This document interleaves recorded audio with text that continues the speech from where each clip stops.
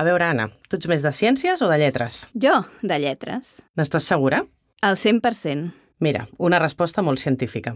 Sí, tens raó. I per la teva pregunta, m'imagino que avui ens toca parlar de ciència. Estàs escoltant Jurispot, el podcast de Jurisdoc. Avui et demostraré que la ciència és molt més del que penses. Preparada? Preparada? Però què hi pinten en tot això, els podcasts? Doncs hi pinten molt. Els podcasts ens poden servir per resoldre misteris a partir de la ciència. O per combatre la desinformació i les fake news? O per conèixer de primera mà com és el dia a dia de científics i científiques. O per parlar de problemes actuals que ens afecten directament, com per exemple el canvi climàtic. Doncs sí, i els podcasts ens poden servir per parlar-ne d'una altra manera.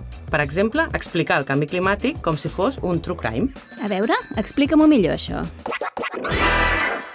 Doncs mira, el true crime és un dels gèneres de moda en els podcasts i consisteix en explicar un crim real detallant les accions de les persones implicades. A Drilled, la periodista Amy Westervelt aprofita la popularitat d'aquest gènere per parlar-nos del canvi climàtic. This is a story that's been told a few different times in a few different ways, but always with some key pieces missing. And let's just say, we've found the pieces. I'm Amy Westervelt, and this is Drilled. Molt interessant això d'aprofitar una fórmula d'èxit i portar-la al teu terreny.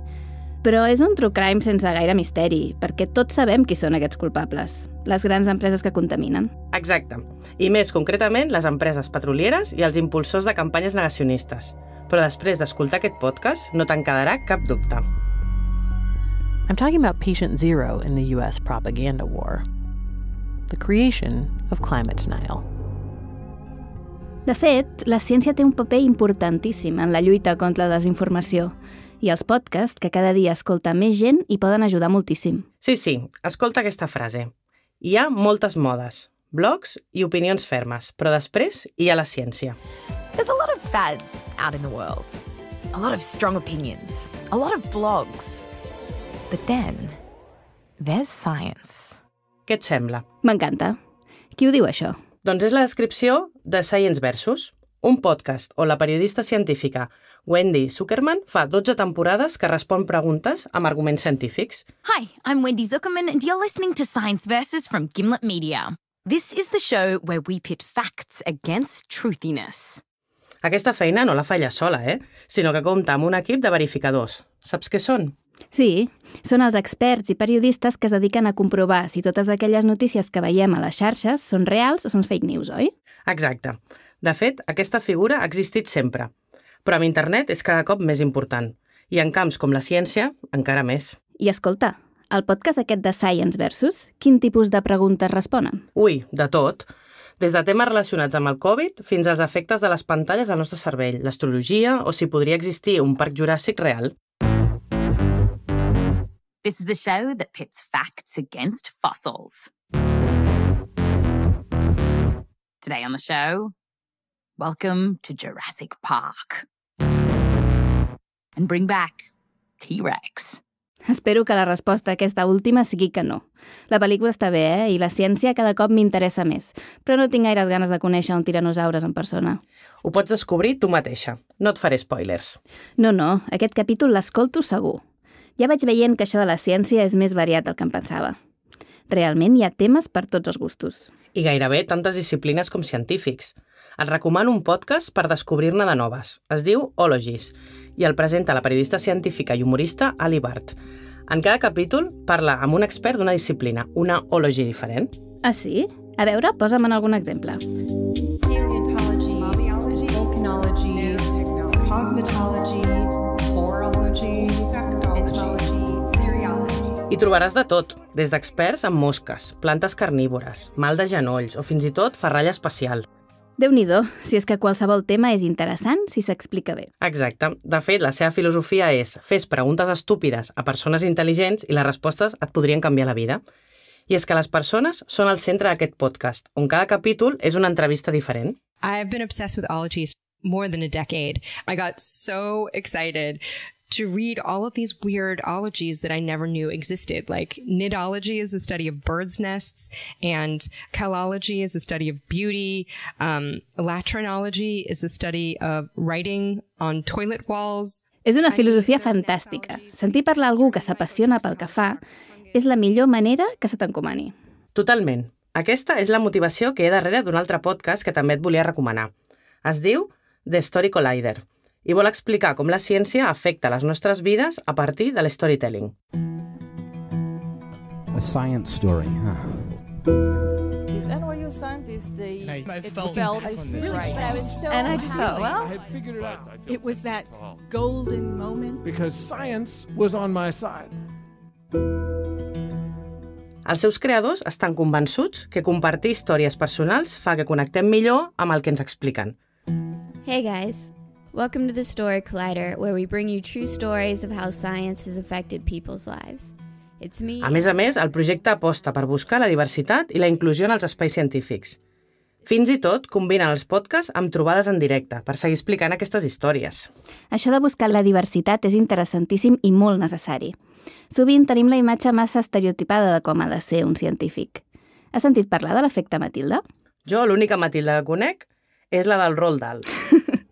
Doncs l'efecte Matilda posa sobre la taula la invisibilització de les dones científiques, que fa que sovint la seva feina no sigui reconeguda o sigui atribuïda a col·legues homes. El nom li van posar en honor a Matilda Joslyn Gage, la primera persona en denunciar-ho. Ostres, no sabia que tenia un nom. Però tens raó, és important visibilitzar la feina de les dones científiques. Per això te'n proposo un que té aquest objectiu. Es diu Les científiques del coronavirus.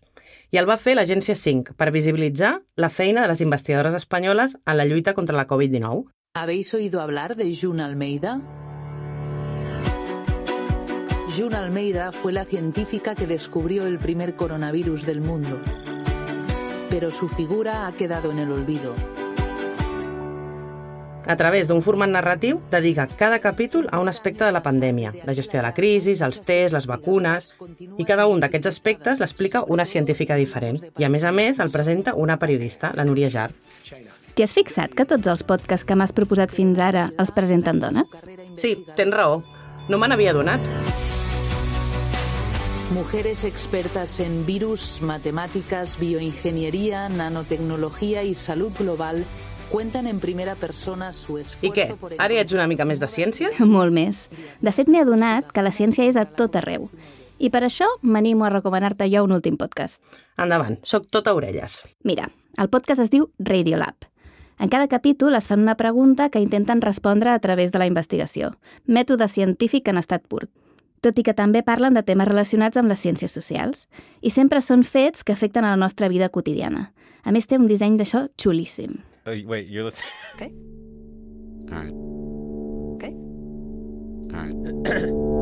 You're listening to Radiolab. Radio From WNYC. See? Yep. Wow. Sona molt interessant. A més, és un bon enfocament per fer arribar la ciència a tothom, fins i tot els que creuen que no els interessa. Si et demanés que em recomanessis un capítol en concret... Ostres, a veure, deixa'm pensar... Mira, n'hi ha un que es diu BitFlip. Okay, so we've been exploring what happened on May 18th, 2003 in the great city of Brussels. És molt curiós.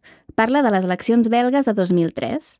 Per primer cop es feia el recompte amb ordinadors, però va quedar alterat per un fenomen còsmic. And taking a closer look, they noticed that the number of votes for this contestant was impossible. Wait, impossible? Yeah. A mathematical impossibility. Essentially, she received more votes than there were voters who could possibly vote for her. Ostres, sembla més propi d'un programa de misteri. Moltes coses ho poden semblar fins que hi busquem una explicació científica.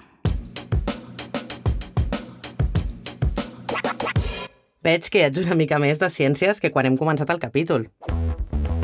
O potser és que en el fons ja ho era, però no ho sabia. Potser sí. És que això dels podcasts és una font inesgotable de nous descobriments. I una gran eina per aprendre coses noves. I tant. Ja tinc ganes de saber què ens espera al proper capítol de Jurispot. Jurispot, el podcast de Jurisdoc.